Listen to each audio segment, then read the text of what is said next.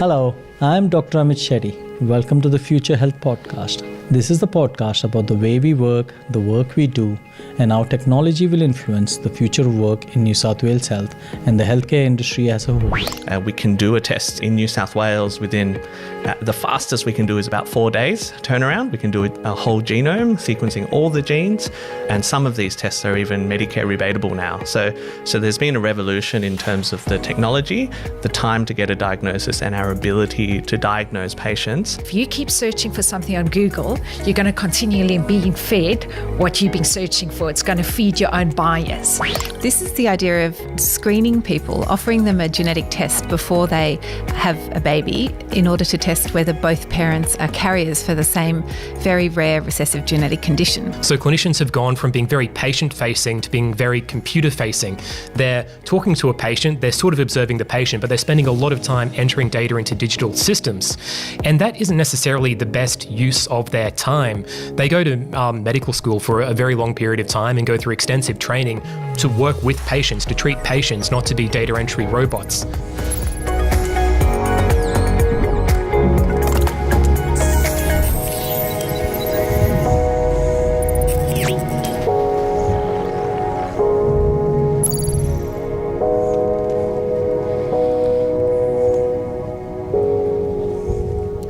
Good morning and welcome to the 5th Annual New South Wales Health Workforce Forum 2020.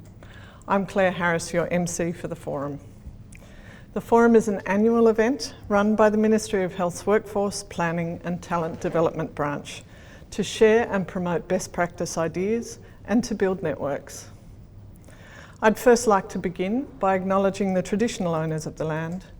This year's presentation is a little bit different. As it's a virtual event, we've asked our very own New South Wales Health staff to provide us with their acknowledgement to country via video. Let's take a look.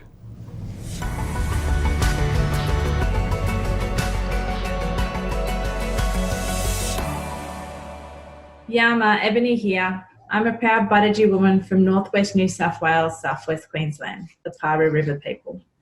I would like to acknowledge that I live and work on Wanneroo country and have for quite some time.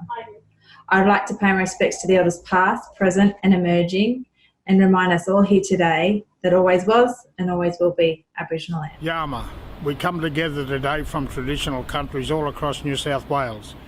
I acknowledge the traditional owners of those countries and pay my respects to elders past and present.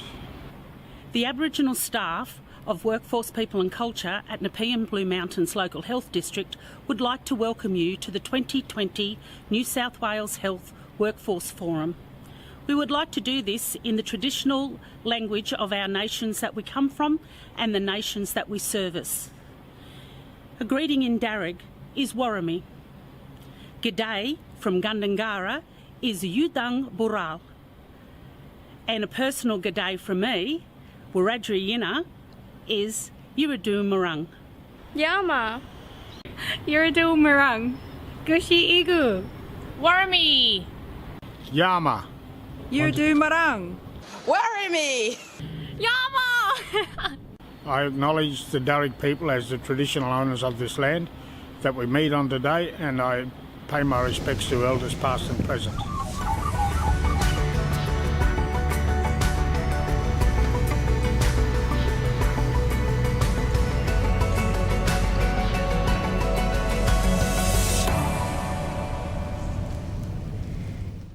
That was great. Thank you so much to the team at Nepean Blue Mountains and to Hetty for contributing. As I mentioned earlier, and for those of you who haven't already worked it out, the forum this year is virtual, filmed and live streamed from One Reserve Road. The event is being recorded, so please ensure your contributions are respectful and appropriate during audience participation and in line with the New South Wales Health Code of Conduct. Please note individual recording of the event is not permitted. We plan to make the content available for a month after the event so that those who aren't able to join us today can still access the event. During today's forum, we'll use Slido to take questions and feedback from you all. So please go to www.slido.com and use the event code #WorkforceForum2020. We had a poll running before the forum started, so let's stop now and have a look at the results. The question we asked of you was, what was your favourite snack during lockdown? Overwhelmingly, you all reported chocolate, followed closely by popcorn, chips, ice cream, and I don't see my personal favourite, wine, popping up as an option. Thank you all for providing your feedback. Let's take an opportunity now to check on the agenda for today, day one of the forum. Firstly, we have the New South Wales Health Secretary joining us to give an opening address. Following the Secretary's remarks, I'll be back to host a sit-down panel discussion with Commissioner Shane Fitzsimmons from Resilience New South Wales and the Secretary. The Commissioner and the Secretary will be answering questions that you pose on Slido. After the panel discussion, there will be 2 concurrent breakout sessions, and the forum will then come to a close at 12 midday. Our Secretary, Elizabeth Croft, will be providing the opening remarks. Elizabeth, as many of you would know, has held a number of senior executive roles within the New South Wales health system, across both operational and policy portfolios. Elizabeth was appointed Secretary of New South Wales Health in 2016, and as Secretary, Elizabeth is responsible for the management of the New South Wales health system, a $26.7 billion budget and 122,538 FTE of staff. Elizabeth also sets the strategic direction to ensure that New South Wales continues to provide exceptional healthcare, research and education. Elizabeth is an adjunct professor at the University of Technology, Sydney, a member of the Australian Institute of Company Directors, New South Wales President of the Institute of Public Administration Australia, and a member of Chief Executive Women. Over to you, Secretary.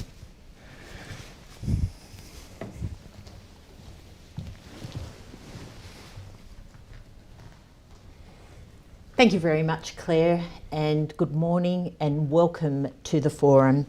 I too would like to acknowledge the traditional owners of the land on which we meet today, here at Reserve Road at St Leonards, the Cammeraygal people of the Eora Nation, and pay my respects to elders past, present and emerging, and recognise also the many lands across the state that have been held in the custodianship of the Aboriginals community, and thank you so much for your stewardship of the land, the sea and the earth. We're delighted to have Shane Fitzsimmons with us today, and Shane needs no introduction. He was the face of the bushfires for us here in New South Wales, and what an extraordinary job he has done, and really exemplifies, I think, the attributes that we're looking for in our health workforce, and also translated into our personal lives. The range of speakers are absolutely extraordinary over the next couple of days, and they've stood the test of adversity and really thrived and excelled in their roles.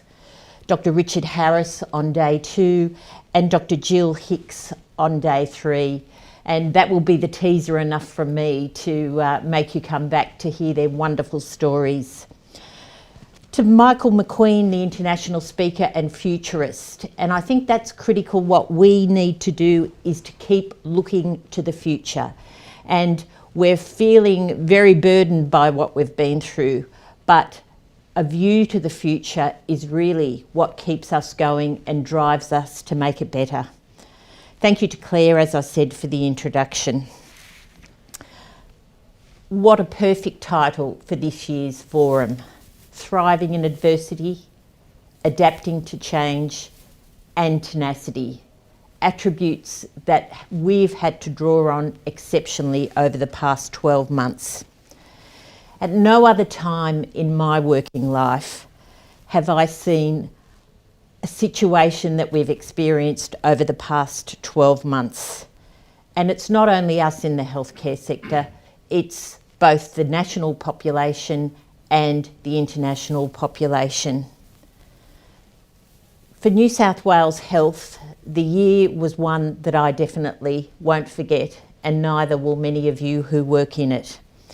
as if the challenges of the droughts, the bushfires, and people sometimes forget too, we had to respond to the volcano in New Zealand when it occurred. It was just a sequence of one event after the other. But it's still clearly imprinted in my mind when I got the call from the FEOC on New Year's Eve that we were in bushfire emergency response mode and Health had to stand up its emergency operation to support the bushfire response of the government. We moved into response mode rapidly and with agility, and staff had to respond in their own districts even when they were personally impacted by the bushfires themselves. And what was resounding for me too was the volunteering of staff across the whole of the state to support the emergency response in the bushfires in the districts most impacted. It was truly wonderful to see the collegiality, commitment and support of others to help in the times of challenge. What then transpired, we started shifting from response mode into recovery, and our recovery journey from the bushfires, from the health perspective, really didn't have a chance to fully realise itself because we moved straight into the COVID-19 pandemic response. A 1 in 100 year event that was uncharted territory for everyone involved. And its impact was significant for everyone, both professionally and personally. And I don't think you can separate the impact that it had on the workforce, both professionally and personally. But what's been remarkable from my perspective is the way the health workforce has responded. There was not one part of the health system that was not impacted by the pandemic. And when I consider the stories I heard of the response of the health system, both through drought, bushfires, and the COVID, it's truly been remarkable. I heard stories of emergency water supplies being delivered to rural areas whose water had been contaminated by arsenic. We had pathology services traversing the state, taking precious samples, sometimes through bushfire affected areas, to ensure and expedite diagnosis. And of course, the stand-up of pathology testing throughout the period has been remarkable given the number of testing we've done for COVID. Clinical staff pivoted. It's a word that's used, maybe overused, but really the response of clinical staff was extraordinary. Routine models of care really had to be disregarded.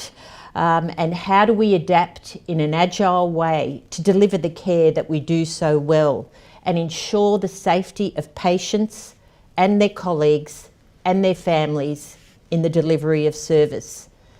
And it would be fair to say that the public health units and the contact tracers became famous. They were the face of the health system and still continue to do an extraordinary job through COVID.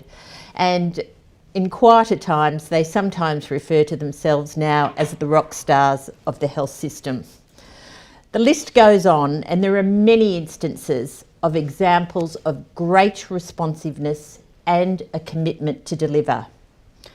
And the success of the New South Wales health system in responding to date to the COVID and our emergencies has been lauded by many.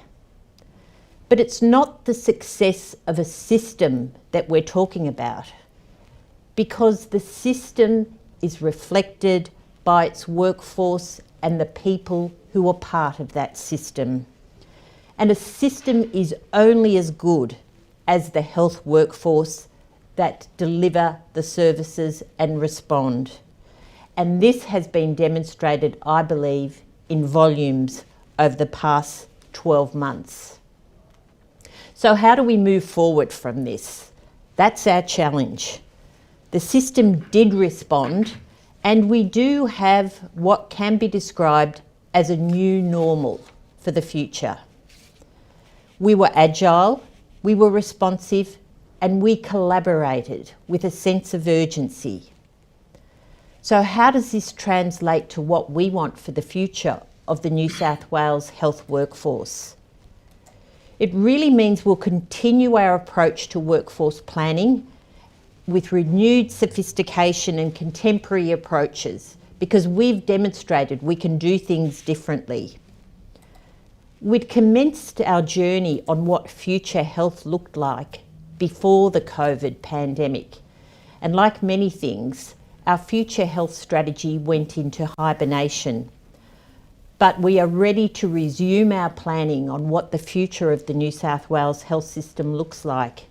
And also the health workforce plan is a critical element of this. And the health workforce plan will go from 21 to 31, and we'll be launching that in December this year. These will be seminal plans that help us define what the future of the New South Wales health system will look like.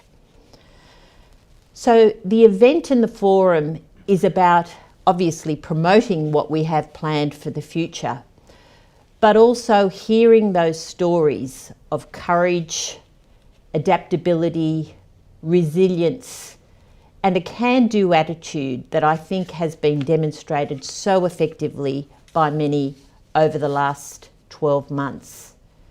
I'm extraordinarily proud to lead the New South Wales health system, and I'm very optimistic for a strong and vibrant future of the health system going forward. Thank you.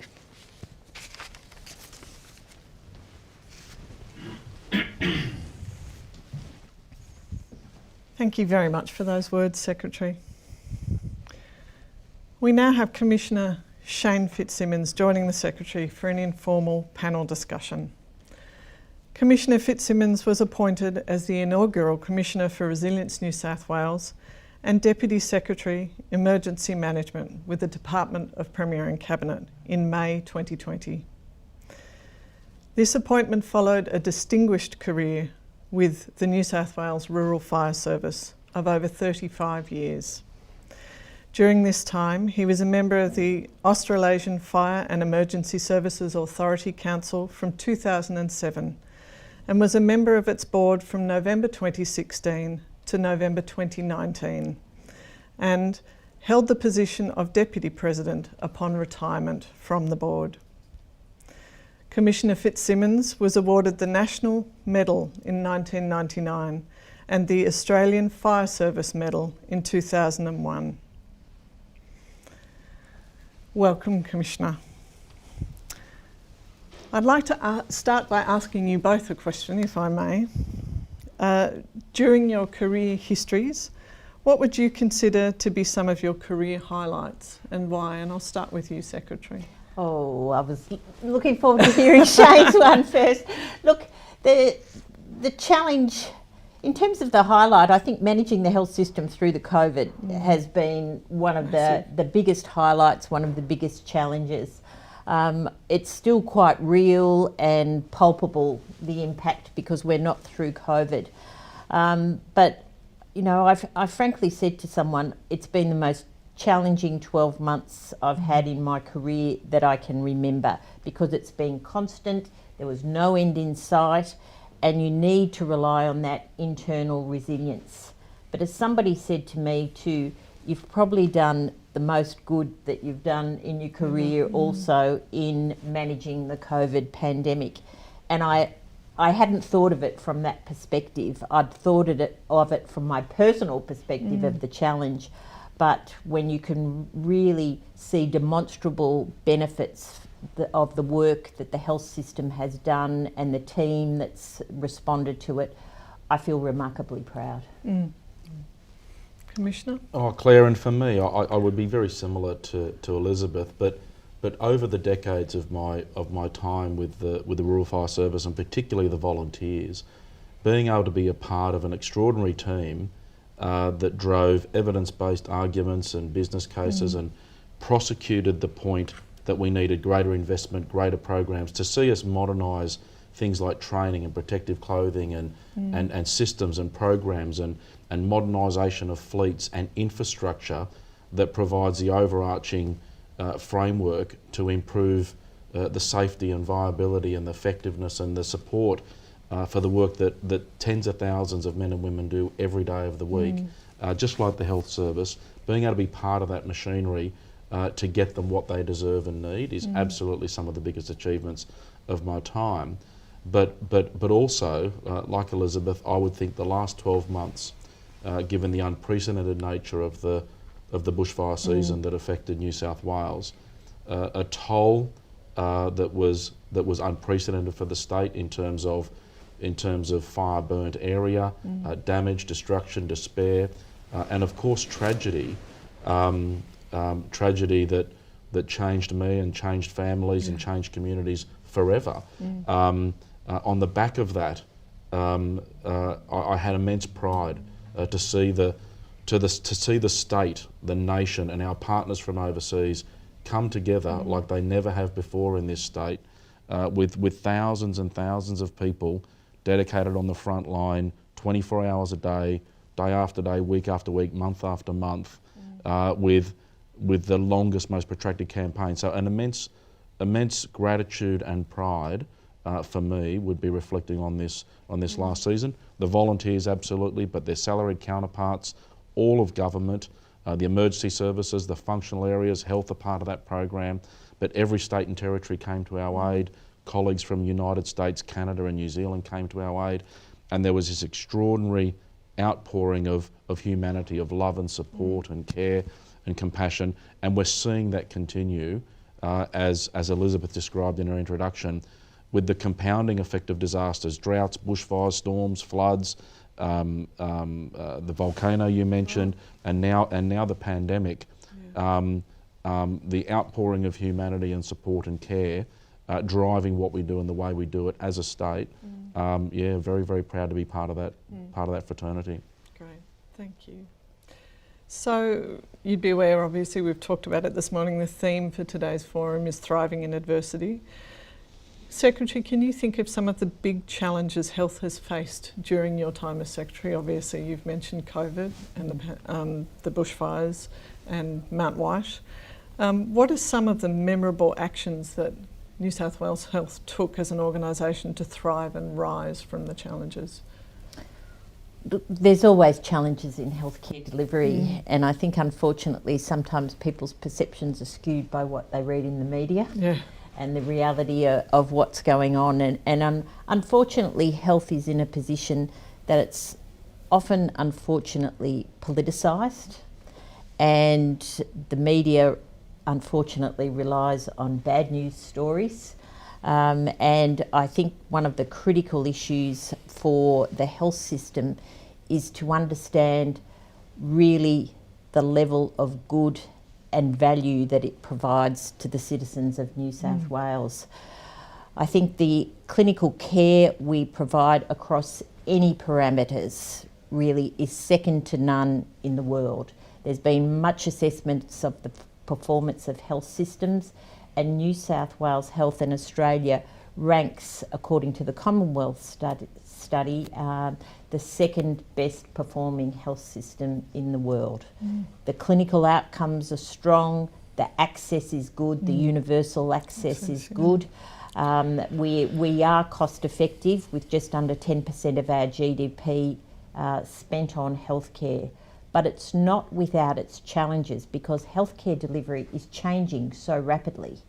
And part of our challenge as a health system is to move forward, and hence I stress the agility of response with COVID.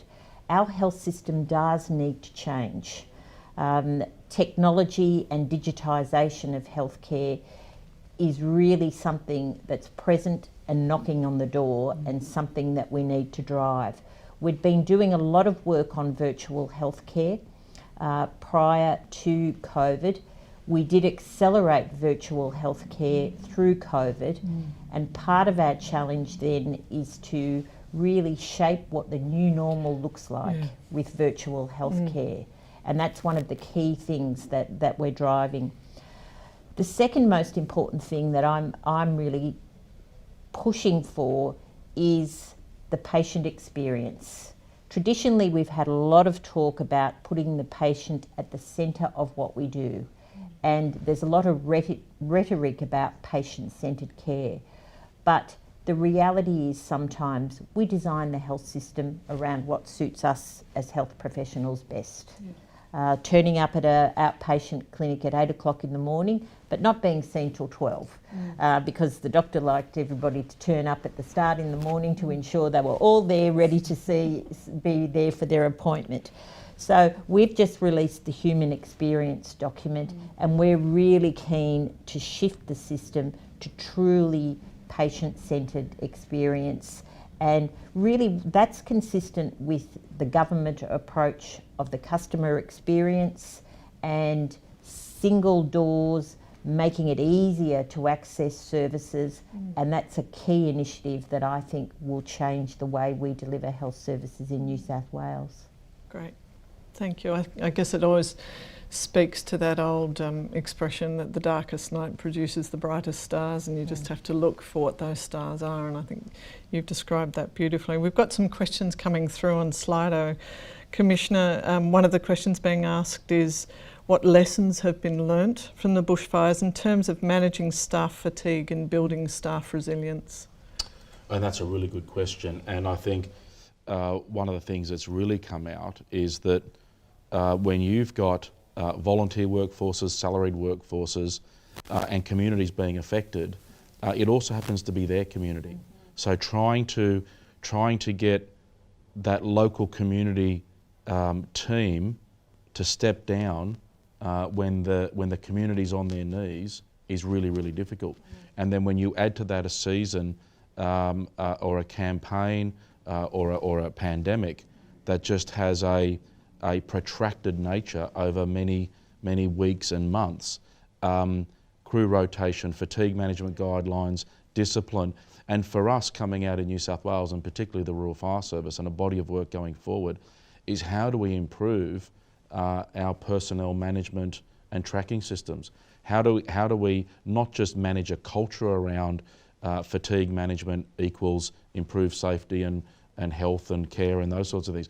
How do we make sure the system accommodates the extraordinary variation in role, in function, in application that allows us to see people and their commitment in the field over many hours, over consecutive days, about taking breaks. How do we monitor people on taking breaks? It's no good taking a break from work if all you're doing for the next 2 days is the same thing in a volunteer capacity and so on. So and it happens. But we've also got to be mature enough to identify that you are not going to get people to stop worrying and caring and committing to make a difference in their local community. I think, picking up on the question earlier and related to this one around resilience, resilience is a really interesting subject, a really interesting word, because taking on this new role for Resilience New South Wales, I was the first to say to the government when they announced it, what the bloody hell's resilience? No one's going to get it. We were talking about disaster preparedness and emergency management. If that's what it is, let's call it that. But I've had to eat humble pie because in my months of taking on the role, everybody's got a view on resilience. Everyone's got it connected with their own person, with their family, with their business, with the organisation they're a part of, and indeed with their local community. And when we are seeing the implications of successive disasters, some of our communities across New South Wales have been impacted by all 4 or 5 of the very big ones in the last 12 months to 2 years. So how do you factor in resilience? How do you provide hope? How do you build confidence? And it does get to that point you talked about before, about acknowledging that when these things happen, it's having an impact. One of the most distressing conversations I've had in the last couple of months was talking to a fellow in the Rural Fire Service that I had some very close relationships with during the fires. And we went through some awful periods, some tragedy. But in the conversation the other night, it was an emotional conversation. There were tears on both sides of the phone call. And he was getting professional help and professional support. And I was really proud of him because it was a tough period and he was very open about what was going on. But the most disturbing part of that conversation was he pleaded with me not to tell anybody. because there's some sort of stigma, there's some sort of concern. So when it comes to managing fatigue, when it comes to managing the emotional distress, the emotional and psychological well-being, the mental health, we've got to normalise this conversation and this arrangement that when you go through difficult times, when you go through traumatic events, when you've got crises that are affecting you and your family and your business and your work colleagues and your community, it's okay not to be okay. And it's really important that we normalise that conversation and we support each other in the mechanisms and the programs and the assistance that's available to help us on that journey. And tying back to the direct question around fatigue, people that just keep going and going and going then seem to have this facade that they've got to be able to keep going afterwards as they come through the post-response and moving into the rebuilding, the repair and the healing process of recovery and betterment. So yeah, absolutely, we've got to normalise this conversation about how we are travelling. And there's a few questions coming through around mental health, which I think you've addressed beautifully. There's a question here on Slido about how we'll hold ourselves to account in genuinely partnering with consumers during these crises, and what is the future looking like in terms of that? I think a couple of things I'd say about the crises.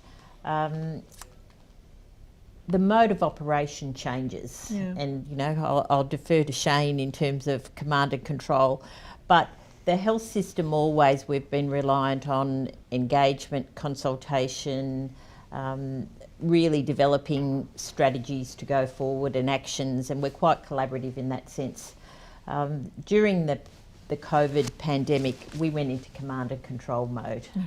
It was quite a shift from a personal perspective in the leadership paradigm that I said, this is what we're going to do. Obviously, Dr. Kerry Champ was out there and is still continuing to do an extraordinary job, of which, full credit to Kerry and her team, because it is a public health response and she has been front and centre. And it would be fair to say that some of the decisions that government has made through the pandemic probably haven't pleased the community that much or excited and delighted, because we've had to do measures to protect the broader safety as a whole.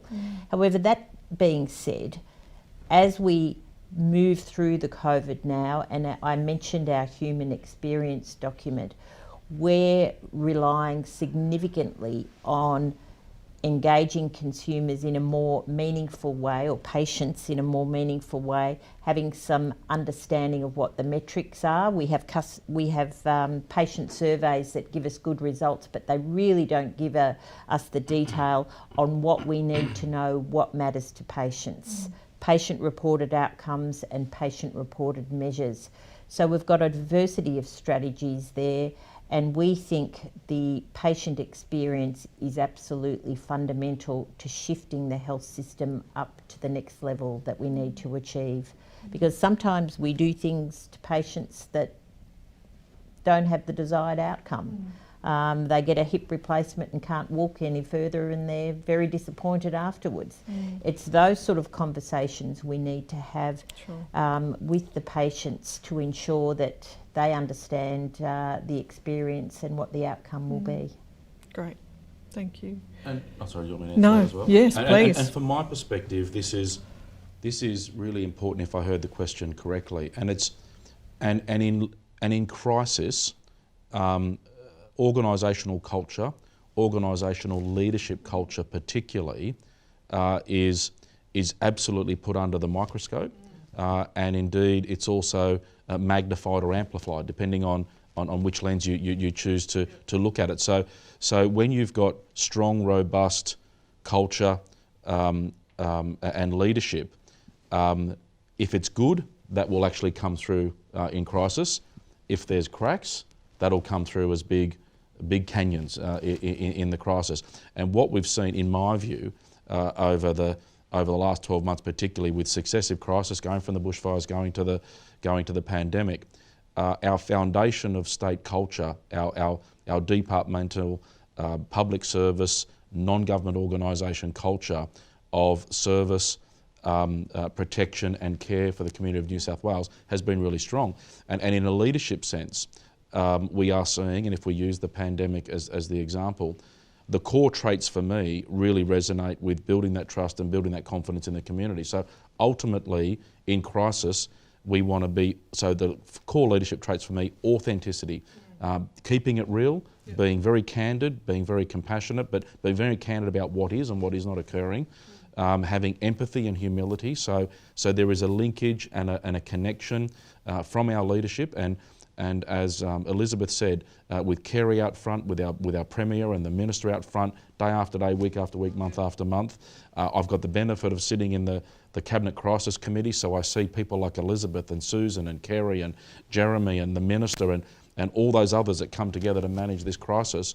The leadership is extraordinary, and the ability to prosecute arguments and have the ability to present detail, Elizabeth, that's between yourself and Susan and Kerry, the health system's ability, because leadership is a shared responsibility across the organisation. You can only give confidence and trust in a community during crisis if you're properly informed, if you are authentic, if your humility and empathy is there, so you're connecting with people and understanding what they're going through. Making decisions that matter to the lives and the protection of the people of New South Wales are not easy. They're difficult decisions. And with a lot of those decisions comes social dislocation, some social inconvenience, comes an extraordinary backlash of views and opinions. But generally speaking, literature will show that people are happier with decisions they don't like if those decisions are taken and explained to be in the best interests of everybody.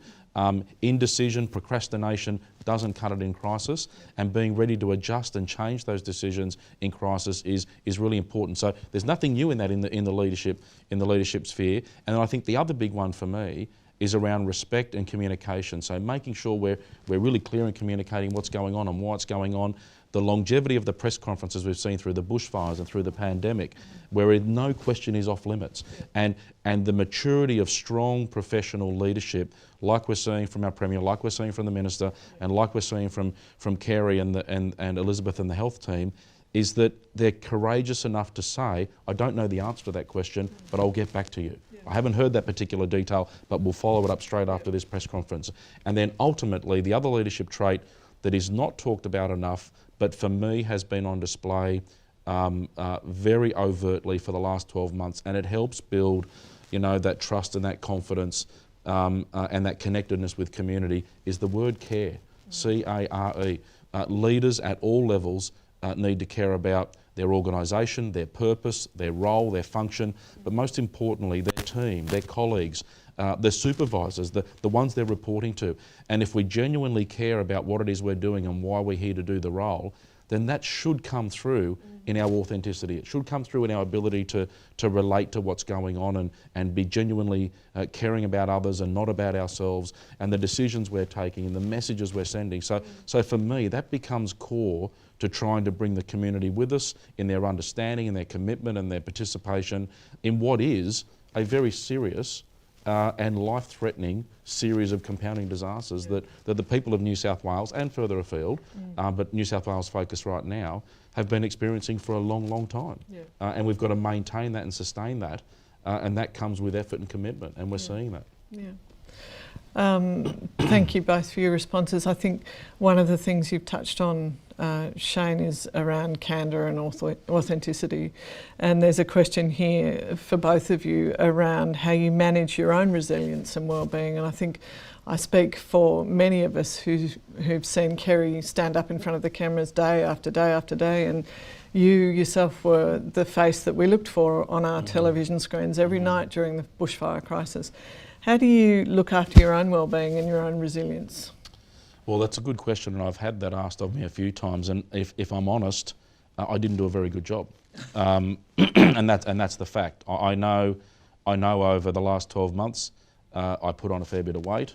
I started getting headaches a couple of months ago, and I went to the doctor and I found that my blood pressure was through the roof. So there was all sorts of things that happened to me at a personal level. And there is no doubt, and I see it in people like Elizabeth, I see it in Susan, I see it in Kerry, I see it in our Premier and the Minister, when you genuinely care about what you're doing and you're passionately connected to your team and worry about your team, what I call or we all call generally in the fire and emergency, the burden of command weighs very heavily on the shoulders of those leaders. And yes, your good old Aussieism of taking the mickey out of your leaders when you want to, but we've got to remember that at the leadership level, and particularly those that are fronting up every day, and when things go wrong in disasters because people make decisions and they don't have the luxury of contemplation over protracted periods of time. You've got to make decisions because doing nothing is not an option. When things go wrong, our leaders stand up and own that, but they carry that on behalf of their team very deeply and very personally. And leadership more broadly, I would say, the jocular part of me says it's really easy. Anyone can study it, type the word leadership into Google, and there'll be 1,000 pages, and we can all get degrees in it and all that sort of thing.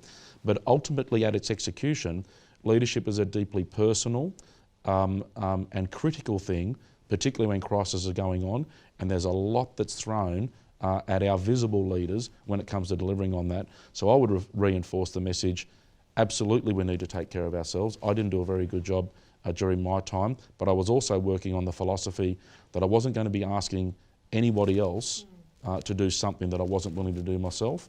And during the worst of occasions, leadership presence is critical. You know, if a leader is absent at any time, it's problematic, but leaders just can't be absent in times of crisis. We need to rest them, we need to rotate them, and it's great to see, Kerry and Jeremy and others taking turns when they need to, albeit it's not a big relief, but it matters and it makes a difference. And you know what? I'm not an orthodox, I relate to it very much, but just talking with the team, every now and then you've got to get your hair done, you've got to get a haircut, you've got to be able to do those things that matter. For me, it doesn't matter quite so much, but for others, it really matters, to do those sorts of things and just take a small break. So my message is absolutely rest, a bit of sleep, trying to do some exercise, trying to do some out time. But I am sounding hypocritical because I didn't do a very good job myself during the bushfire season. Yeah, thank you. Elizabeth? No, that was enjoyable listening to that because it's so true. I think the critical issue when you're in the midst of what's going on, it's really hard and you feel really selfish saying I need some time for myself. It doesn't work that way because when we were in extremis, and we were in extremis from the pandemic perspective, and I know Shane was too on some of those terrible days, it becomes a 24/7 operation. You're answering phone calls well into the night. You think, am I going to get to bed tonight? What's going on? You've got to have a very supportive partner at home that understands that's part of the job that you have to do. And without the support of partners or families, I definitely couldn't have done what I did throughout the period. The thing that I usually pride myself on is getting a right balance of having some exercise, which I believe is critical to my well-being and resilience. And the fact that gyms were closed and you couldn't do anything, it was really frustrating. The front porch got a new exercise bike, which was the best way I could do and get home late at night and cycle in the darkness on the exercise bike, because if you don't try to recalibrate just a little bit, the concern is it does impact your mental health and your well-being. And what concerned me most is, does your judgment become somewhat dulled if you're very overwhelmed with the burden of it? And it's trying to just take a little time for those things. And definitely the hairdresser's appointments fell by the wayside, as did any other personal indulgence. But I'm just so grateful for internet shopping, which was the saviour through the period. Claire, can I add something to what Elizabeth just said? And yes, we've had a few comments in the quiet times around hairdresser appointments and those sorts of things. But Elizabeth raised something that's really, really important, and I learnt it the hard way during the bushfires. And that is, and I would plead to all the health workforce, don't take for granted the people at home. Don't shut them out of them wanting to know and understand what your day's like, because that leadership, that energy, that commitment is not just at the top of an organisation, it is shared right across the organisation, and in the case of the pandemic, it's spread to every corner of this state, no matter what role you're doing. And And as Elizabeth said, 24 hours a day, literally, there were some nights we didn't get sleep during the bushfires. And we're connecting with everybody, we're connecting with our teams, we're connecting with people in the field, we're connecting with the families of those that have been affected, and we're doing it in all good conscience, but often we're not doing the same level of connectedness with our family, our partners, our loved ones at home. And for me, I'd leave in the dark, they weren't awake, I'd get home, they weren't awake, so I wasn't even seeing them, but just trying to find 5 minutes in a day or 5 minutes at a time, ring home and say, you're having a crappy day. Yeah. Look, we're getting through this today, we're having a good day, our numbers are down. Whatever the thing is, don't leave them out, because so much of your ability to balance up that pressure and that burden of the workplace and the sustained level of the disaster links very much to what we've got outside of the workplace, and most often that is family, loved ones and friends, and we need to stay connected and be connecting with them. And we need to be doing that right now, given the longevity of this campaign in the pandemic, and how long it's likely to continue in the months and years ahead. So, yeah. What do you think the restoration period will look like for the health workforce post-COVID, and how do you think we need to change and manage this next phase, Elizabeth? I still think it's the great unknown for us, because I guess the critical issues, and I've read quite a few articles, we had the immediate COVID response of infectious people, which we deferred surgery, a lot of treatment was deferred, chronic disease probably wasn't addressed as effectively as it was, and then we've potentially got a mental health impact to follow on, which has been well articulated in the media as to what will happen. And similar to the bushfires, a very, very long tail of mental health response. I guess the restoration of the workforce for New South Wales Health then will be largely reliant on what we consider we need to do for restoration of health and wellbeing of the general community. And that's one of the biggest challenges for us. How do we respond to that potential deferred care that has been through the period, but still then continue to deliver timely care to a wider and broader cross-section of the population? Our waiting lists blew out when they ceased non-urgent elective surgery on about the 25th of March. We had one of the best managed waiting lists across the country, and we went up to 10,000 overdue cases, which was, heartbreaking for everyone involved that prides themselves on timely access of those things. So we have a very long tail to catch up on, and we need to support the workforce then, because it's not just burdening the workforce with the extra work. We have to figure out how we can do it sequentially and sensibly, and ensure we have the capacity to do that. It's not just a case of work harder, please, because we've missed out. It's how we can manage it going forward in a sensible fashion to able to accommodate the competing priorities that we will have going forward. Great. Thank you. There's a very popular question here for you, Commissioner. New South Wales Resilience has a focus on building capability. How do you envisage engaging with New South Wales Health, including ambulance, to get this on the agenda? Well, that's a good question, and what we have done in the 5 months that I've been there, the three big priorities for us are recovery, and it is unprecedented amounts of recovery that we've got going across New South Wales, particularly in relation to drought and bushfire, but also the implications of COVID. But parallel to that ongoing massive body of work, we also engage the services of one of the big consulting firms to have a good look at what is the Resilience New South Wales remit, what does Resilience New South Wales actually mean in defining that, and what is the best way going forward to deliver on the expectations around Resilience New South Wales.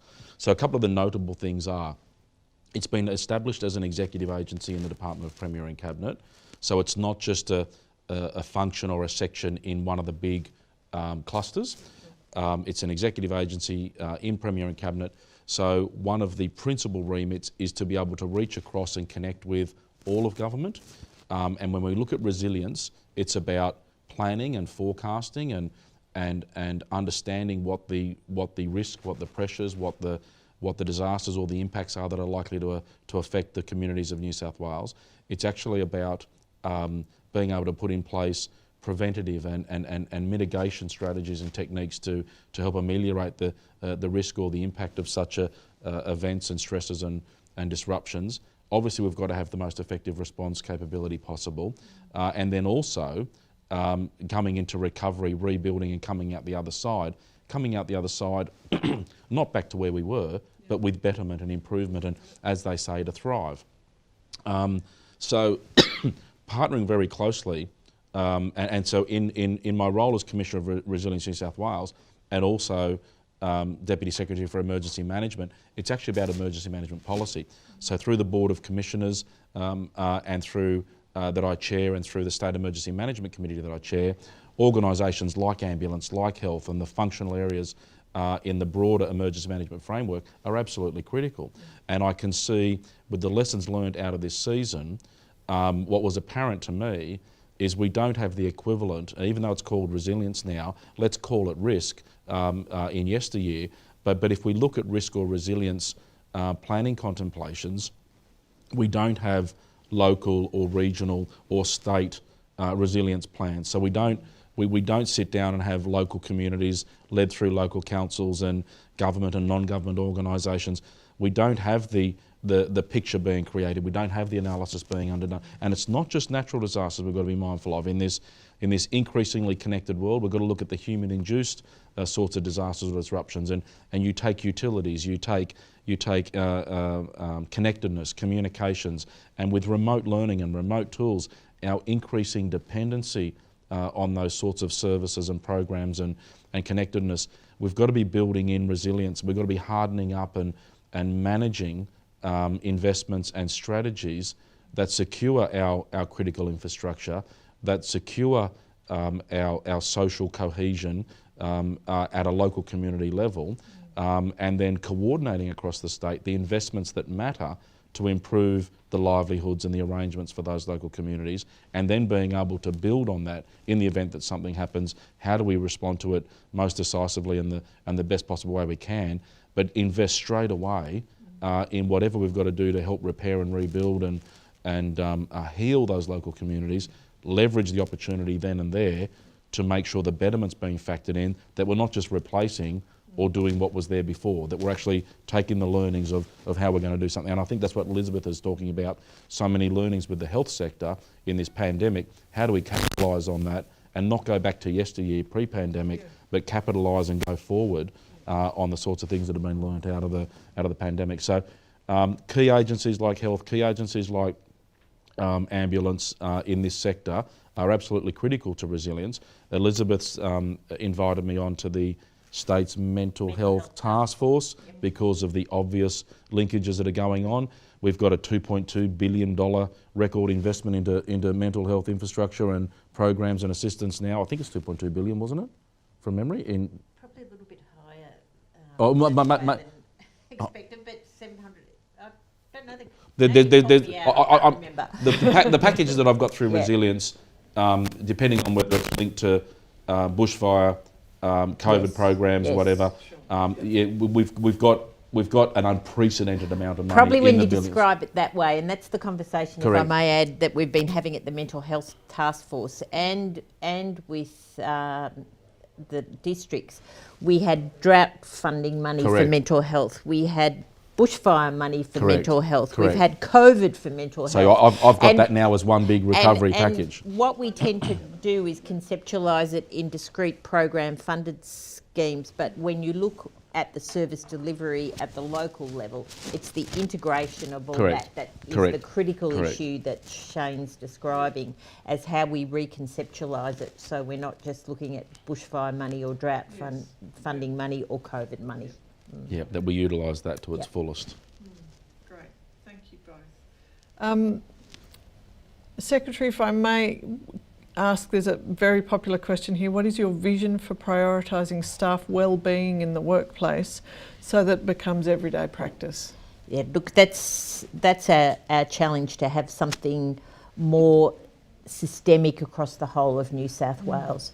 We've been doing the People Matter survey for a number of years, put out by the Public Service Commission, and our own individual ones. And that's really highlighted some issues that we need to address in a systematic way across the system. Historically, really what the surveys did were highlighted the performance, and then we'd say go away and try to do better next year, and hopefully your result will improve. Hope is not a plan in my mind, and we really have to ensure that we have the elements within the system that will facilitate staff well-being.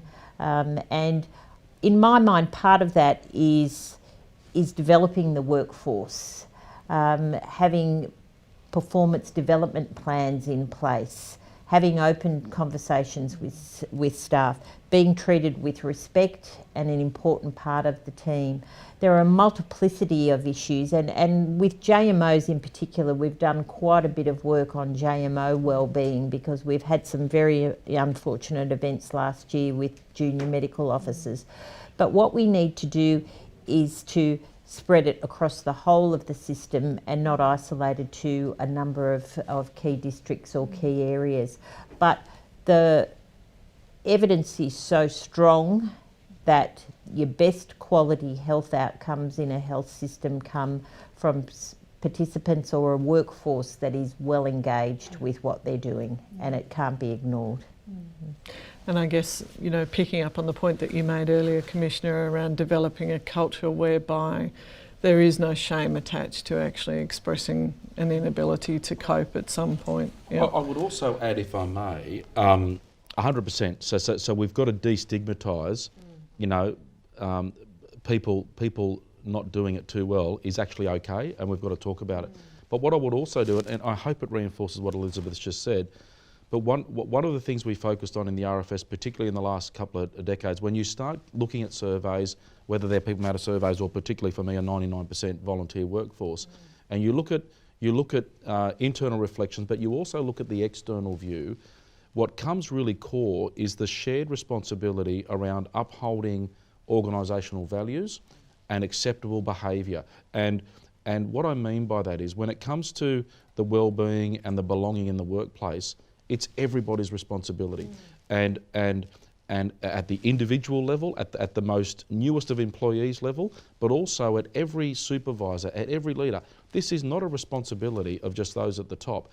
And there was a great old general's comment that came from the Defence Force that we bludged and plagiarised in the RFS, and it was General Morrison, and it was basically around centering on the standard you walk past is the standard you accept.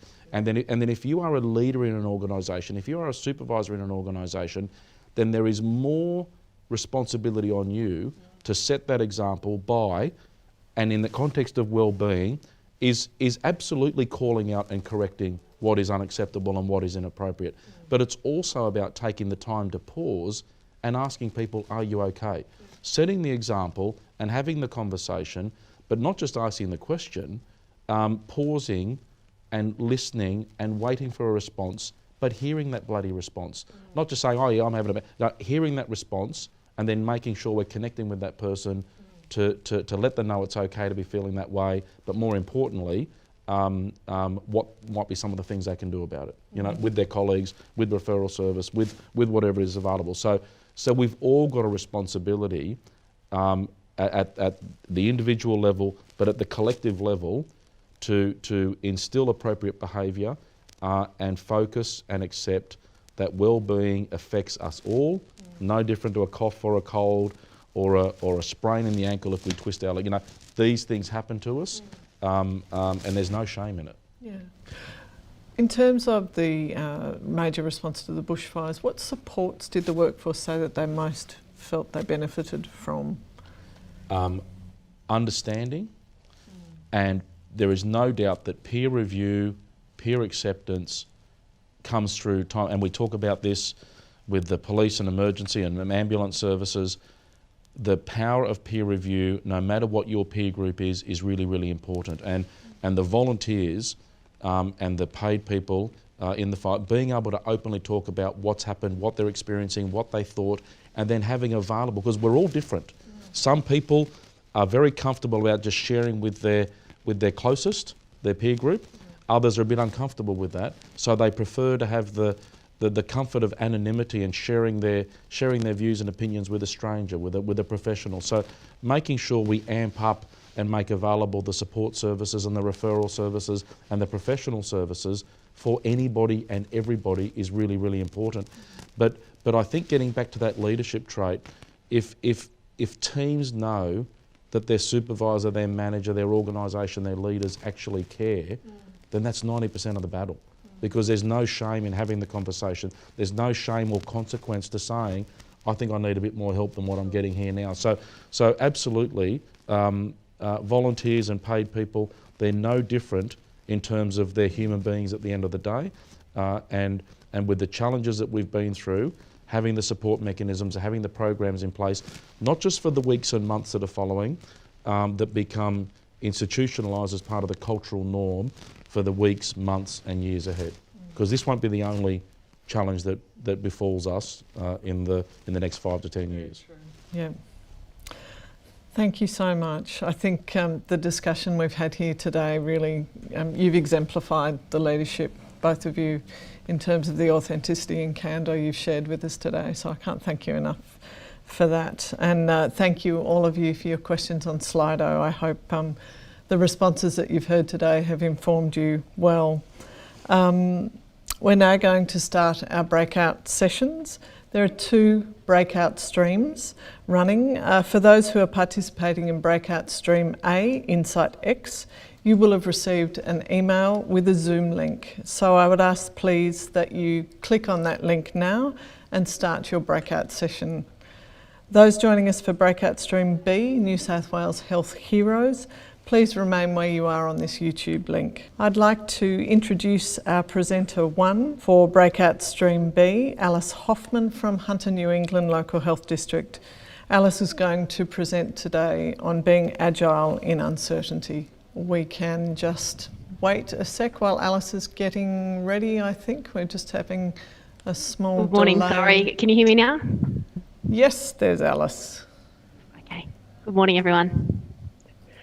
Before I begin, I'd like to acknowledge the Awabakal people who are the traditional custodians on the land on which I join you all from today, and pay my respects to the elders past and present.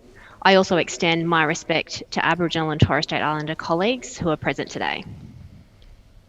Okay, thank you for that. Okay, I just want to start by saying that what I'm about to share in my presentation is likely not new to many of you. I acknowledge that all LHDs and agencies across New South Wales Health have had to make many changes and be flexible and agile this year. And lots of the things that we've done here at Hunter New England may also be things that you've been involved in within your own LHDs. Our approaches are not novel. However, I've been fortunate to work across a number of our strategies from various parts of workforce and broader, and I share our experience on behalf of many of the teams and my colleagues that I've worked with. In March this year, at the request of the Hunter New England HASFAC, our medical controller and the executive team, Hunter New England created a COVID workforce reassignment centre. This team of 2 was created from existing Hunter New England staff within the Hunter New England Corporate Human Resources team, and we were supported by other colleagues. The Workforce Reassignment Centre was created initially to be a single point of contact for requests for surge workforce and also for offers of teams and individuals available for reassignment. We were set up to be a central source of information and be nimble and responsive to the organisation's needs. Our creation was to support Hunter New England's pandemic plan by rapidly assigning available staff to priority areas. And these included pop-up temporary services like contact tracing, our staff advice line, drive-through clinics and pop-up testing centres. Increasing capacity in specific services responding to COVID-19, including our ICUs, our aged care emergency services, hospital in the home and other services. and to cover absenteeism. At this stage, back in March, there was a predicted 40% staff absenteeism due to COVID-19, including confirmed illness or self-isolation due to exposure. So the plan was to ensure good information flow from the daily executive team COVID-19 meetings to us in Workforce Surge to ensure that we knew the priorities for redeployment and the skills these services required. We knew where the available staff were and their skill sets, and also to connect with all of the other relevant stakeholders. One thing we realised very early on was how important it was to have strong partnerships. Myself and the team that we worked with offered support. We were fortunate, the team that supported us, we were fortunate enough to have some really good relationships already with a large range of stakeholders and groups. However, we very quickly built tighter connections with other key groups, including our public health unit and the facilities. We now have over 250 staff on our Surge workforce list or a pool, a number of staff which are still being utilised today. Effectively, this is a talent pool of staff of various classifications across various classifications that are available for Surge work. It includes all nursing classifications, allied health professionals, including allied health assistants, technical assistants, admin officers, health managers, and more. This central list has formed and grown since the initial surge needed back in March 2020, by way of a number of expressions of interest that we sent to current staff of all classifications to ascertain their availability and willingness to support surge response. And we were able to utilise a number of staff that were identified as vulnerable by Ministry of Health definition and redeployed them following risk assessments into safer surge areas, including contact tracing, call centre work, telehealth, system support, etc. So, for example, these included our some pregnant staff members as well as people in our 70 plus age groups and things like that. So each case by case was identified and then found out areas which was suitable for redeployment. So we utilised that pool of staff before onboarding others. And we also had rapid recruitment and onboarding of assistants in nursing and technical assistants. We achieved this by expressions of interest sent out to universities for both nursing and medical students. We managed recruitment of these groups centrally within HR, corporate and recruitment, and we were supported by our nursing and midwifery colleagues to onboard and rapidly orientate. Our assistants in nursing were initially onboarded to assist with personal care in our facilities if needed, but as our needs changed and we needed to surge our staff to call centres for high volume testing, we trained these staff for this. So they initially came on board for one purpose, but retrained when we were required for something else. How we made this work was to think a little differently and to utilise the specialty of our colleagues in other areas of the organisation through the partnerships that we formed. Some of these included rapid onboarding of staff for all surge roles, including tailored IT system training for bookings of staff that were working in our call centres and our clinics, swabbing training, including online modules for staff and ensuring that we had them orientated and fully trained in the theory before we rostered these swabbing staff to clinics, utilising all available staff in relevant roles to increase available bodies, including training relevant and appropriate allied health professionals for swabbing roles. So normally initially we would look at using nursing staff for completing the swabbing roles, but looked at what specific allied health professionals would be suitable for these roles and liaised with the profession heads around this. Rapid onboarding of a small number of recently retired staff available to support. We had some skills of recently retired staff that we really could use back on board in those days. So we looked at rapidly onboarding them back, and mobilising of staff from areas of lower activity to areas of high need, such as contact tracing and that IT support. I guess we really haven't had the opportunity for formal analysis or evaluation of what we did as yet. To be honest, most of that was finding our way as things changed. We then changed again. But some of the take-homes and the lessons learnt so far include being agile and creating this workforce reassignment centre from within an existing corporate workforce. We're able to utilise staff we already had to meet a need that was identified early on. The assisting of redeployment of vulnerable staff following risk assessments. We were able to offer these people meaningful work before we needed to look at things like special leave and things like that. And we learnt from the first and second surges or waves, and we're now preparing using the learnings that we have to prepare for anything in the future. But a lot of what it came down to was hard work and utilising the good staff and the great people that we have around us. A lot of it was just working long days, long weekends, as some of the initial speakers have shared, and just being on call and being mobile and agile for when needed. We had really good support from our senior executive, and that was really good to form those relationships. I feel like with many of the COVID-19 preparedness, we've been able to use our experiences to date and be ready to quickly respond and surge again if it was to happen. It's been a really rewarding experience and a great thing to be part of. Great. Thank you so much, Alice. That's great. Right. I have a question for you. You made reference to support from our senior executives. Yeah, was that the question? Sorry. The support what did that we it look received. like for you? Yep. Yeah. So our executive met on a daily basis initially. I guess it was really just being not necessarily being part of those conversations, but just ensuring that the messages and key messages and things that were discussed in those meetings were shared with us. So that was a really important big takeaway from it, was ensuring that we received some of that information firsthand, because as you can imagine, sometimes by the time that we did receive it, there were lots of conversations and decisions made that really we needed to know about at the time. So kind of hearing those messages up front was a really important part, but also just even the way that we were promoted as the Workforce Reassignment Centre. So some of our key executives would in their emails or when they would receive things, they would say, absolutely, I'll put you in contact with our Surge Workforce Reassignment Centre and include us directly there. So and it was a lot of that speaking up and talking up about your is what they had as well. So just being on call for them and then just thank you, like being there and thank you. Like lots of our staff within drive-through clinics and things like that. We had lots of local businesses or our managers that would drop food down and different things just to kind of relieve those staff and offering a good environment.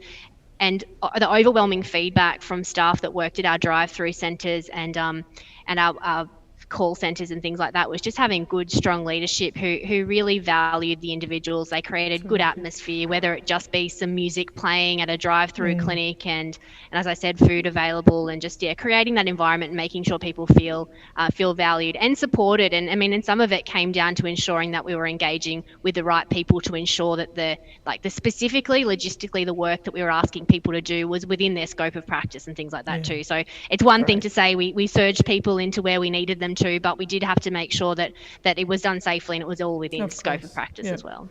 Thank you so much, Alice. We're going to have to leave it there, unfortunately, but really appreciate the delivery of your presentation this morning. Thank you. I'd now like to introduce our second presenters, Shari Hicks and Gai Wright from Western Sydney Local Health District. They're going to present to you this morning on building on the new.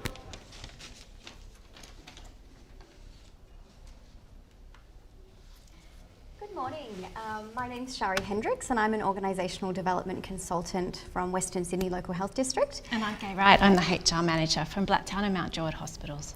And we're thrilled to be here today to share with you some of our stories and experiences in thriving in adversity and building on the new.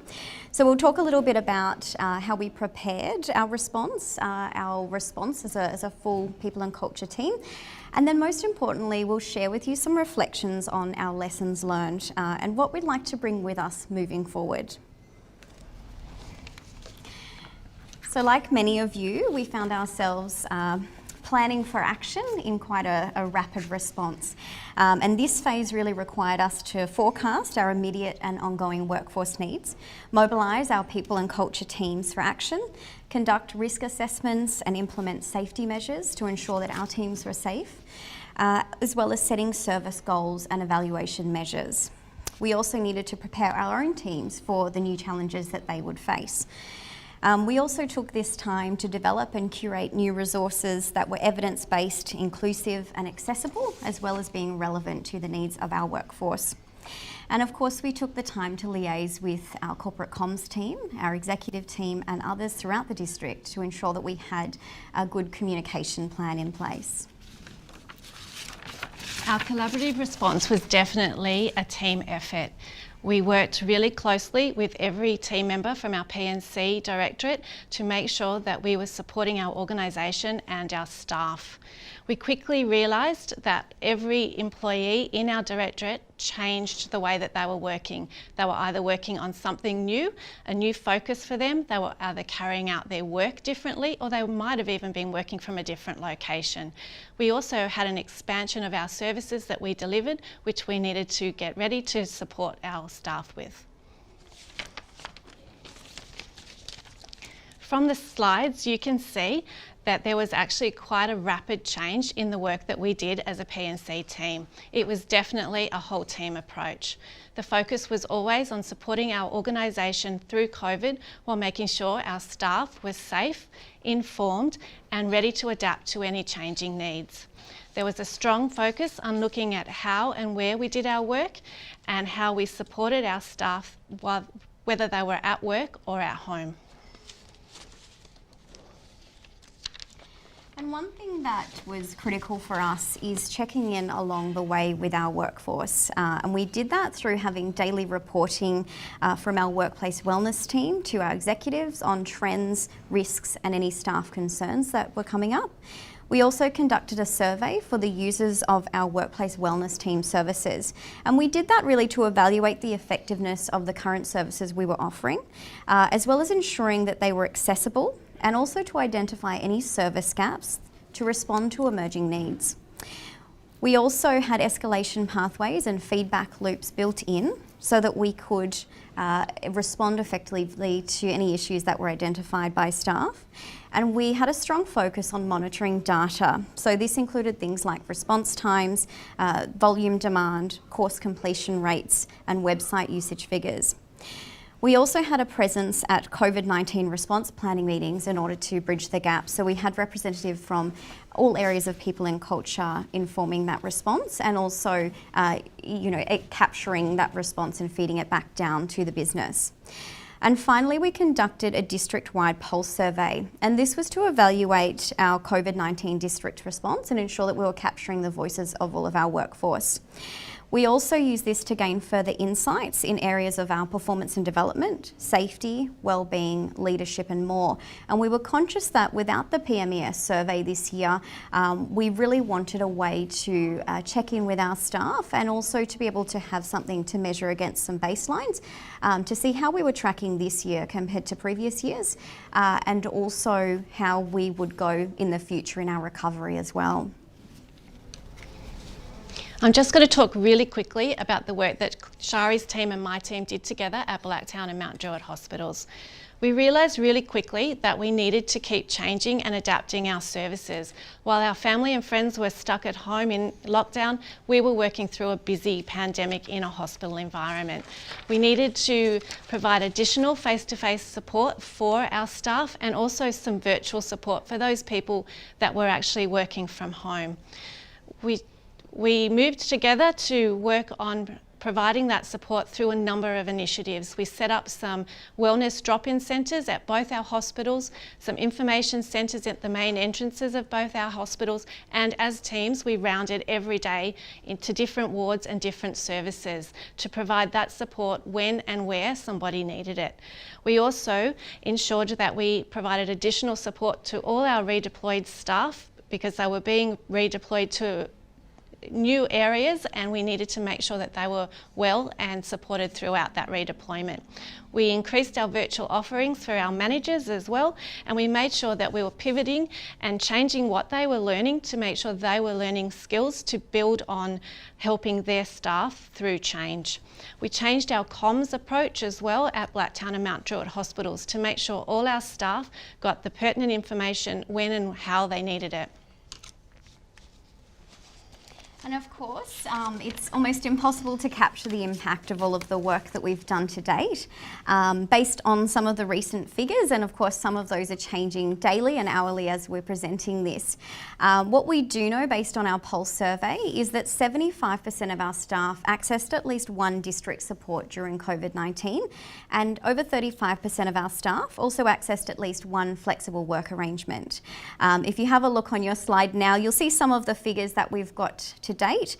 We had over 113,566 views of our staff COVID information page, as well as around 8,300 views of our staff COVID wellbeing page, and over 3,000 views of our staff COVID HR page. We conducted over 3,669 wellbeing checks on our staff, as well as drop-in visits from our staff, ward visits, and also visits to our information booths within facilities.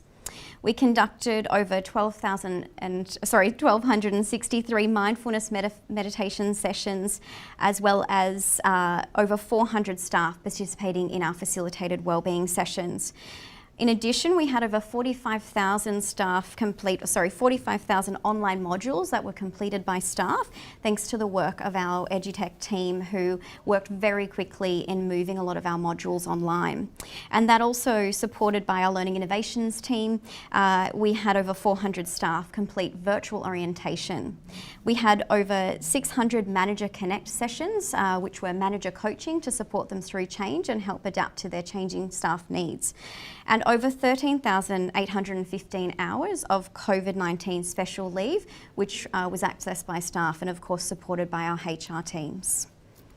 If we reflect on what we did well, the list on the screen now is actually not our feedback, but feedback from our staff through the Pulse survey on what they thought P&C did well during the COVID response and what they wanted us to keep working on. So you can see there that some of the things that we did well was communicating with our staff, collaborating together both within and beyond people and culture, and more. And I guess the key learnings and insights that we take away is that we really need to strike the balance between virtual and face-to-face contact and really not underestimate the power of human interaction.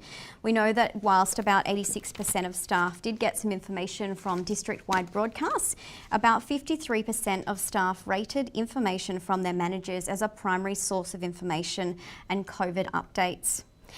So we know also that staff are still looking to their immediate managers for support and information. And as Shane Fitzsimmons touched on earlier, we also did find that senior managers being present was valued by staff and was critical. We also found that communication is not a one-size-fits-all approach. Having such a varied and diverse workforce, we needed to ensure that the messaging that we delivered was multimodal, accessible, and also inclusive.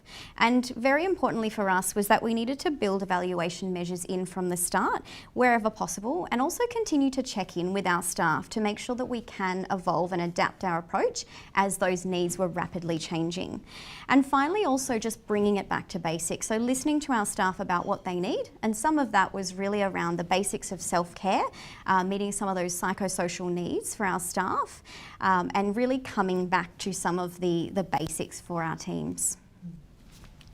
So what do we want to keep doing and bringing our best forward? We want to make sure that everything we do adds value to our organisation. We want to continue growing our skills to help us able to pivot when we need to in response to anything that comes our way. We need to continue to collaborate across our teams and think of new and innovative ways to support our staff. We want to make sure that our highly diverse workforce is flexible and can move to support our organisation and our community into the future. Thank you. Fantastic. Thank you, Shari and Gay. Thanks so much. We don't actually have any questions on Slido, so you've obviously answered all of the questions that they may have wanted to ask. So and well obviously done. more than happy to take any questions. We know there was a lot to cover, so feel Great. free to send us through an email. Thank you if there's so anything. much. That's terrific. Thanks a lot. Thank you. I would now like to introduce our third presenter for the session, Carol Doyle from Western New South Wales Local Health District. Carol is going to present on Victorian deployment and experiences in lockdown. This is my story. I'm going to share my screen, and please let me know if you just can't waiting see for it. Carol. So I was deployed to Melbourne for 1 month and spent 2 weeks in quarantine in New South Wales. So this is a very brief story. So there was an email sent out to New South Wales health workers around the end of July and asking for volunteers to go to Victoria during the escalation of their COVID numbers. I put in an expression of interest, and then around about, I think it was the 16th of July, I found out on the Thursday afternoon that I would be going to Victoria, and I was to attend a webinar on the Friday. On the Friday afternoon, we were allocated to our team, so some of us went to the Royal Melbourne team and 6 of us went to the St Vincent's team. So I was nominated as a team leader for that group. I packed up my belongings and left Monday and arrived Monday afternoon. Now, of course, I can't move my slides, but I'm just going to do that and then do that. So my manager was convinced that we would be going by Caribou and parachuting into the Melbourne CBD to the theme song of MASH, but the reality was that we actually, 2 of us drove down in our own cars and the rest went by commercial flights. The trip was a 9-hour trip for me, and the roadside signs on the Hume Highway became more ominous the closer I got to Victoria. The traffic was free-flowing into Victoria, but you could see the huge backup at the checkpoints coming back into New South Wales. This is 3 of the St Vincent 6, as they're affectionately known.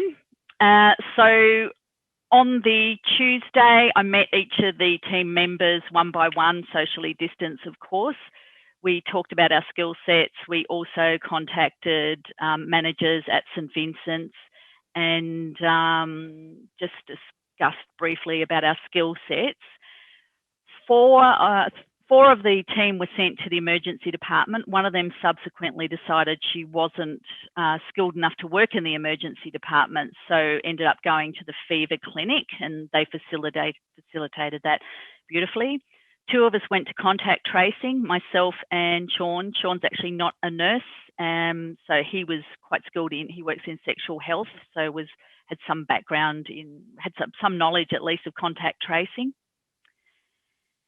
Just in terms of the restrictions, so when we first arrived, there were significant restrictions, but masks didn't become mandatory until the Wednesday after our arrival. Around the 2nd, the 3rd of August, the stage 4 restrictions came in, and so the police and ADF were really, there was a strong presence of them in the streets of the central Melbourne. Just in terms of the drama that you might have heard on the news about masks, people not wearing masks, what I saw was everyone was wearing them. I saw one woman that wasn't. 3 young police officers went up to her, handed her a mask, she put it on, and they got on with their day. So I saw people being very compliant with the restrictions, and I didn't hear a lot of mumbling about it. People seemed to be very willing to get the numbers down. The minimum PPE in the hospitals, interestingly, was mask and goggles. So that was a bare minimum. And then, of course, the higher level PPE for higher risk areas. The streets of Melbourne, just as an aside, were just absolutely beautiful because they were empty and you got to see more of the buildings and the artwork. It's quite a beautiful city, but it's even more beautiful when it's empty. There were, obviously there's a lot of rough sleepers in Melbourne, but they were accommodated, and particularly at night, there was housing provided for positive rough sleepers and those who were deemed to be close contacts. And just generally the weather was perfect, which is unusual for Melbourne. This is a photo which I thought was really interesting. This is 8:30 at night once the curfews came in. So the streets were completely empty apart from the occasional healthcare worker travelling home, and it was quite an eerie feeling. It actually felt like about 3 o'clock in the morning. Just a little brief rundown of contact tracing and my experiences in contact tracing. So I don't have a background in that. I'm a child and family health nurse and a midwife, but I did do a contact tracing course online with New South Wales Health. The contact tracing in Victoria is done by the Department of Health and Human Services. It's centralised, but we were another team built by St Vincent's Health to contact trace staff and patients who became positive whilst in St Vincent's Health Services. So it was a new team put together on the Monday before I arrived, and we reported back to the DHHS. We did contact tracing, obviously, as I said, but we also did welfare checks, troubleshooting, reporting, and just observing patterns and reporting them back to either St Vincent's Health or the Department of Health and Human Services. We spoke to literally hundreds of people, and it gave a really good insight into their experiences of being positive or being deemed to be close contacts.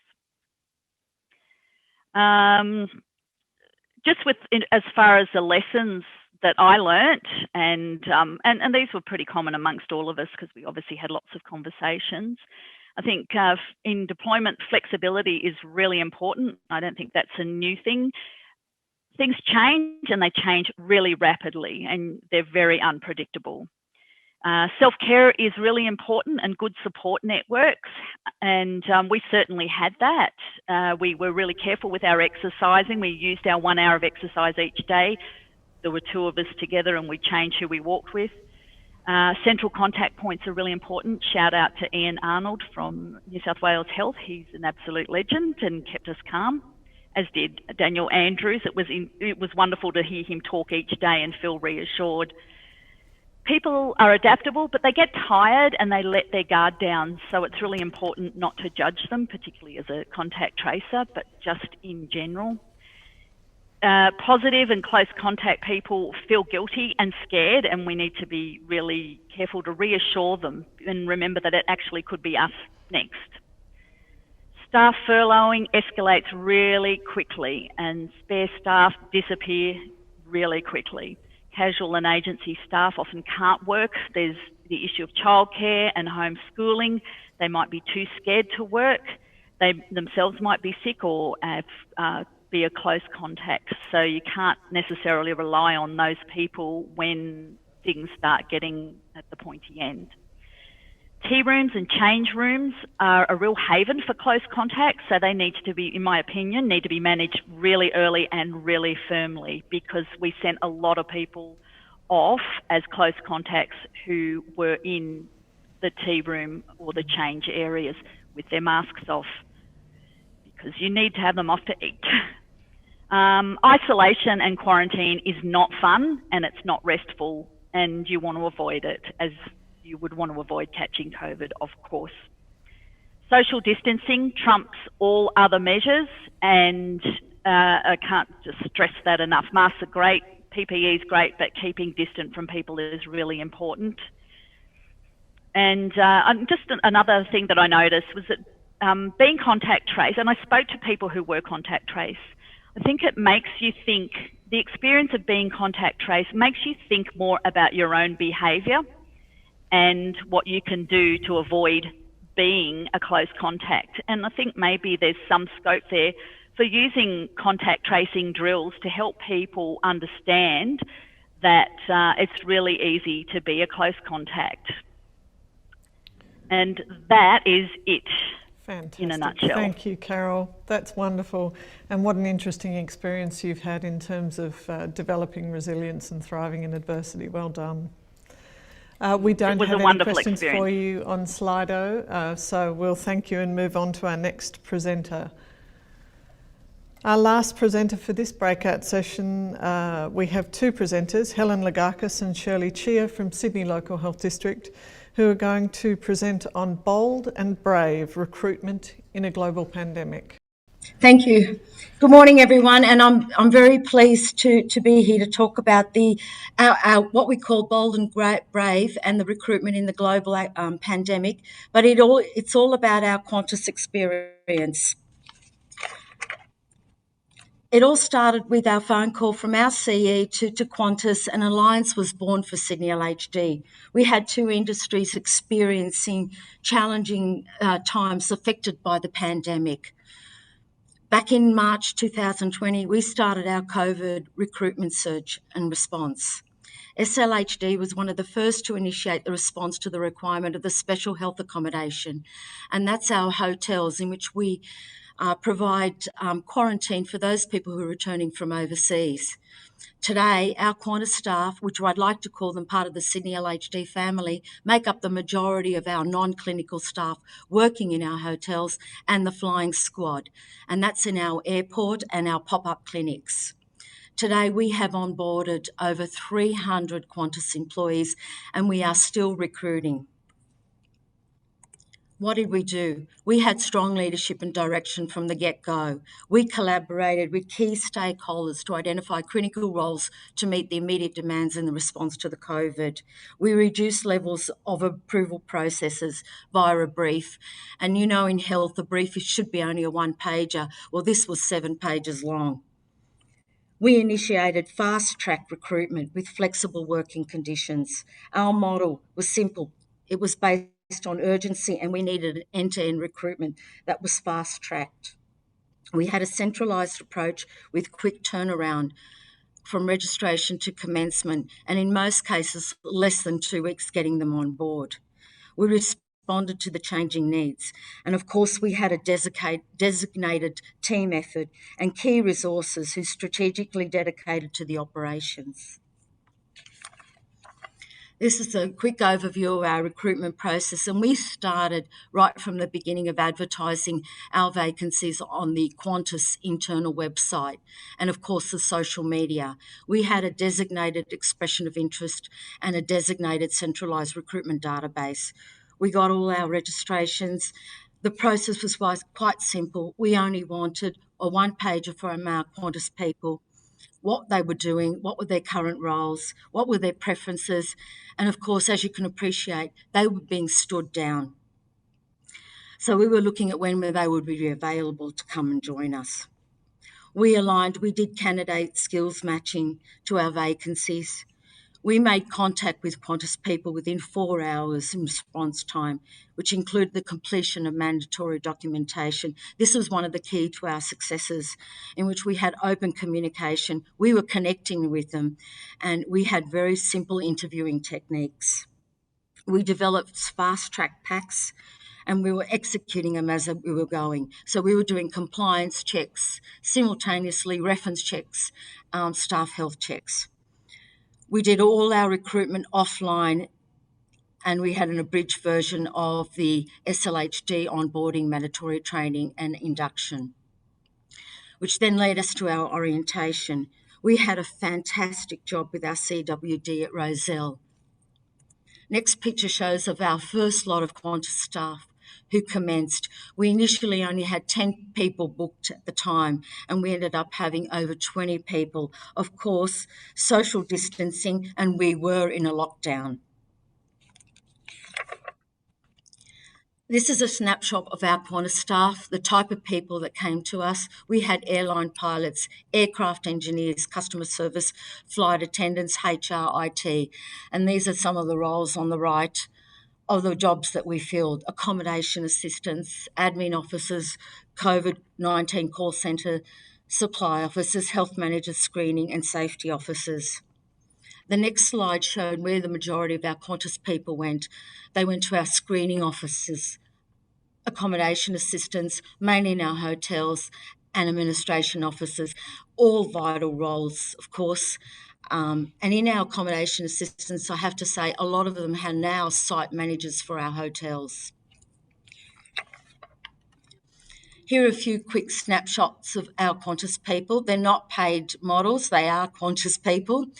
So we have the people, our IT people who are helping us to deliver our IT capabilities on the steps there. We have our people in the hotels dressed up in the PPE gear. We have our supply people who have been able to deliver all our supplies and infrastructure there. And of course, our screening officers at RPA. Why were we so successful? We engaged with key stakeholders. We drew on expertise. We think outside the box. We looked at different ways of doing things. We were flexible and had a can-do attitude.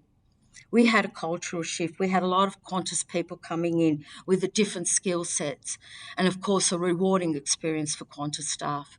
Our feedback from our managers has been that the calibre of Qantas staff has been extremely high. We are just going to show you a quick video of one of our Qantas driving cabin crew who is now delivering COVID swabs for Sydney LHD, Mr. Sanad Hattic.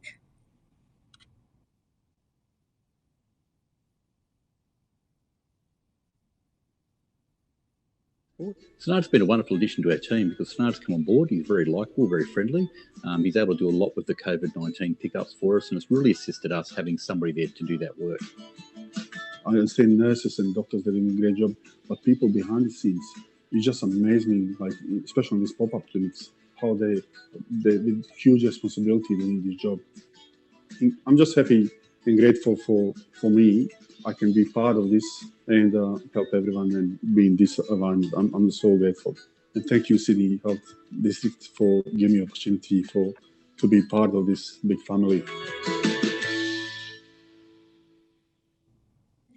And just very briefly to summarise and what we took away, we had a reduction of red tape in our recruitment practices.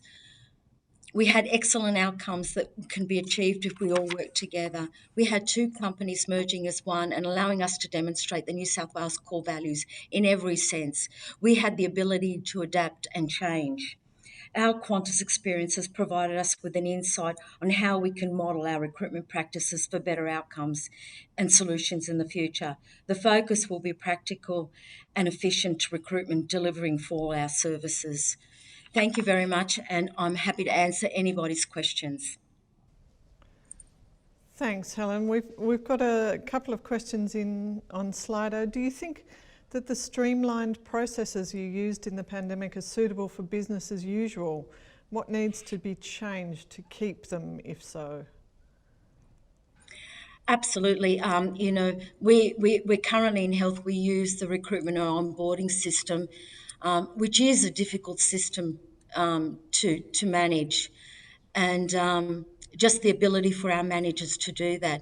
So how we would be looking at streamlining our recruitment is looking at more centralised models where we have expert people doing the recruitment on behalf of our managers.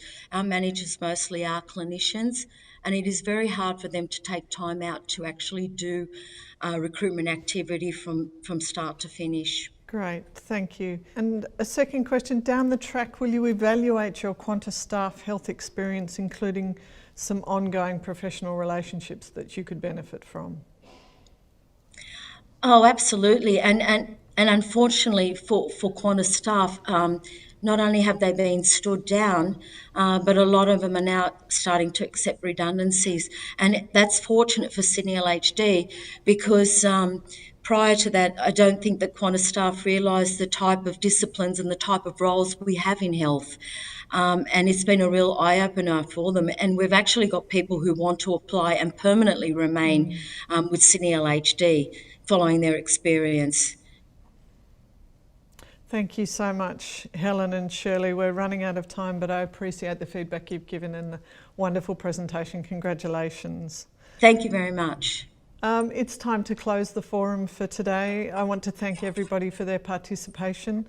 It was truly a fantastic experience to bring these presentations to you all, and I'm really looking forward to next week. I think it's going to be another fantastic session. I'd encourage you all to start a discussion with your colleagues and networks about what we've learned today and to think about how we're going to restore our workforce together. As a reminder, we're going to have Slido open throughout the week so that you can start to post your questions for Dr. Richard Harris and for our breakout presenters next week.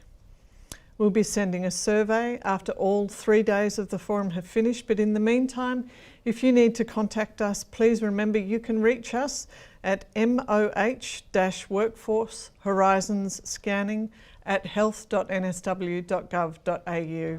Thank you so much for your time, and I'll see you all again next week.